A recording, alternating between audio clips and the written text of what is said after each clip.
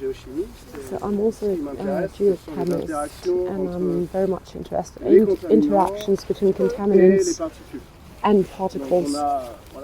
So those particles that accumulate on the side of rivers, and given their properties, they kind of stick with contaminants. I think you come from the northern part of Europe, so you probably know that for over 2 years we have been in a crisis relating to micropollutants, like the PFAS. So there are many aspects of that crisis that basically relate to issues with water quality, bottled water, or health crisis in general. And also as part of the context that's yours today, basically that of river restoration. So immediately the authorities wondered whether those so-called forever pollution was present in the river, and whether major quantities had accumulated in the sediments that will be subject to the restoration program. So this project has been discussed for 5-10 years now. With that pollution problem,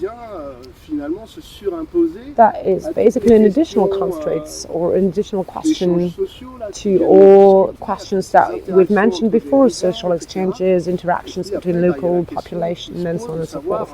And now the question comes: is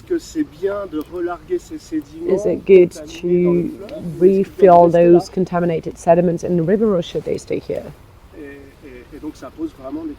So that's clearly a matter of balance between ecological and health issues.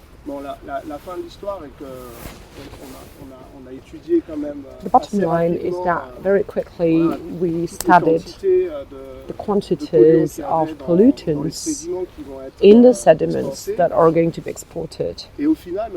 And in the end, but I'll come back to this later, very few pollutants accumulated in this part, in this area.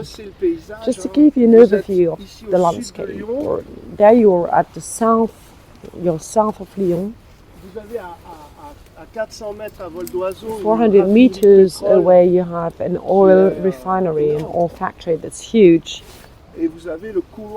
And you've got the chemical corridor just a few kilometers away upstream, and the industrial platform of Pierre-Benite as well.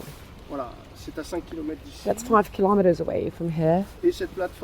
And this industrial platform has many types of discharge.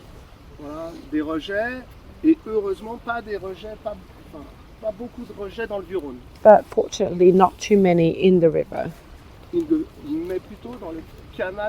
but rather in the navigation channel that's the other side of the island in the middle.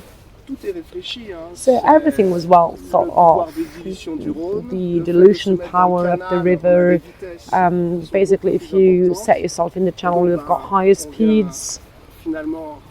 So basically discharging these contaminants or discharged downstream and ends up in the Mediterranean Sea. But part of it is going to accumulate on the banks of the river, and that's basically our issue today, and what gave us some work recently. So before addressing the PFAS, regarding the Rhône River, we have a deep experience of crisis relating to pollutions. Not only because pollution, not because pollution had an acute effect on human health, but just because it's here in France that issues in relation with pollutions emerge. We can probably discuss why in a few minutes, but in any circumstance, we've experienced two crises. The first one is the PCB crisis. PCB is in the Rhône River, you've probably heard of that. And the second one that we are experiencing today is the PFAS crisis. So let me say a few words regarding the PCB crisis and how these crises enable us to tackle the recent one with the PFAS. So this is an example. There you have.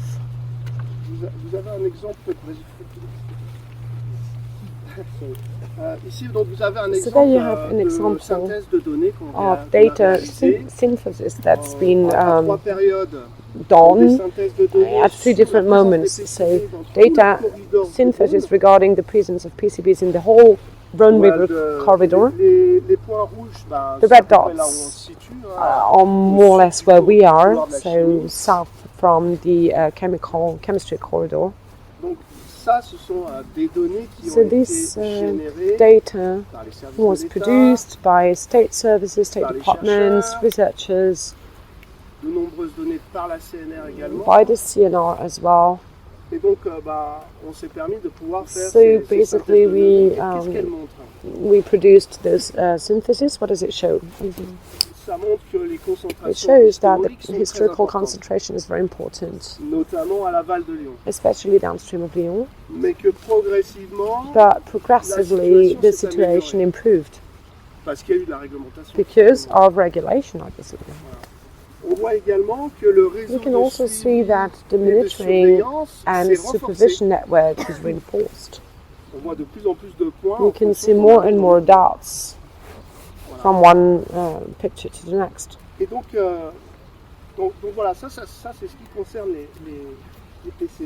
So this was about the PCB crisis. And regarding the PFAS,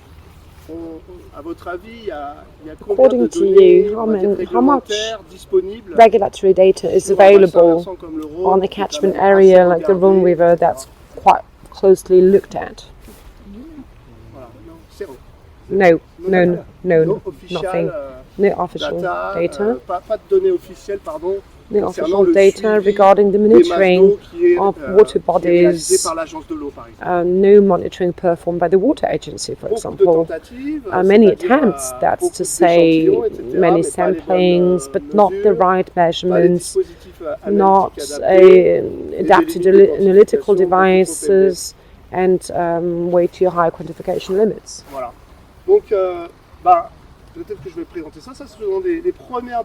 So this is the first official data that's been collected on the Rhône River, that's been generated or produced by researchers.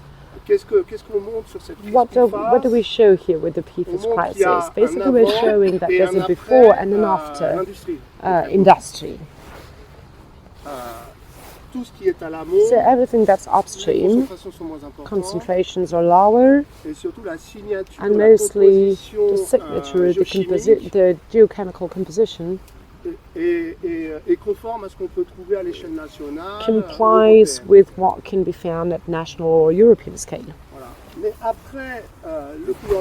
But downstream, after the chemical corridor and after the discharge, the industrial signature is very clear. Basically, we have compounds with long chains. These are carbon fluoride chains that are highly resistant.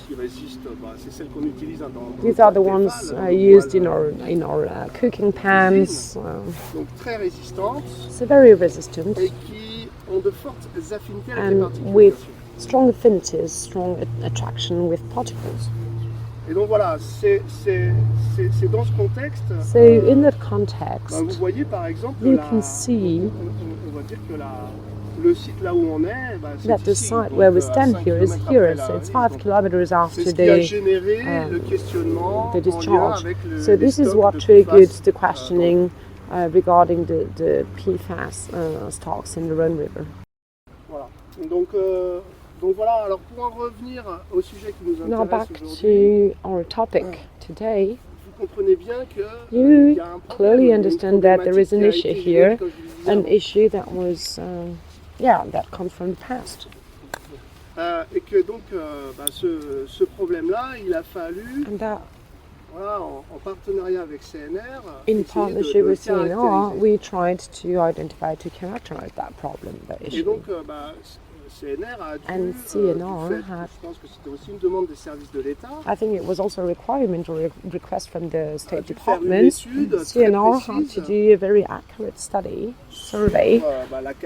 on the quality of sediments that were going to be backfilled or reused during that work. On imagine le préfet, c'est-à-dire les autorités qui imagine like the prefect, the local authorities here. We have an ecological restoration project that's been in discussion for a long time. You also have local inhabitants involved in these pollution issues. That's also the case south of Lyon. You have consultations that involve 300, 400 people. You've got entire associations, collective group of people involved. It's not only about water pollution, it can be also about air pollution. So there's a whole series of issues, and we wanted to make sure that we were not making a mistake by redischarging highly contaminated sediments back in the river. So the State Departments asked CNR to do that very accurate study of PFAS contamination, and we also requested measurements to be done for PCBs, because PCBs is an historical pollutant that's also very likely to be extremely present in that area. Results, but what can be said roughly is that there is quite very little PFAS that accumulated here. We assessed between 2 and 3 kilos of pure product that accumulated in the sediments of the area, knowing that they discharged dozens of tons for decades, and knowing that we don't know much in the end.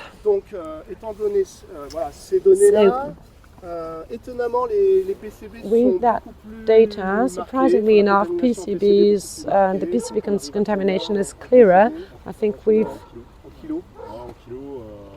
reached